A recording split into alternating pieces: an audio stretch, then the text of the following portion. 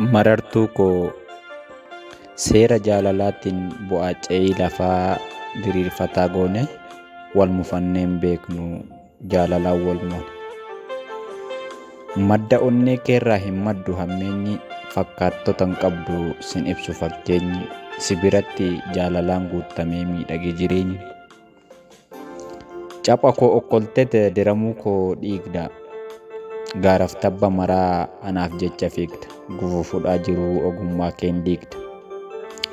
Dhaban himatu golli onnee keetii lama bultee takka turtee natti hin jijjiiramne akkuma kaleeti. Yeroo ormii na balfee natti reebes dibbee natti fuulan gurre garaan kee na jibbee. Marartuu koo ati na jaalachuuf natti siquuf hin ilaalle bifa.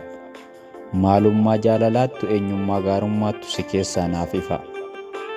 Furmaata naaf taate gaafa sammuu koo sakaalee qaama koo awwaalee yaaduun dhidhimsu jechoonni afaan kootii barruun ani barreessuu danda'e sin ibsu.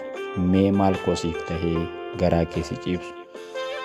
Marartuu koo meeshaaleen muuziqaa waliin qindaa'anii jechoonni tartiiba waliin gumaa'anii si ibsuu keessatti hin qaban dandeetti. Hangamis yoo iyyan hin qaban dhageetti. Namni si argate akka waan jaannataa ija isaan argeeti. Waa'ee kee waan jedhu hin qabu ani baroota danuu naaf jiraadhu jireenya miidhagaa sadoonaaf qabaadhu.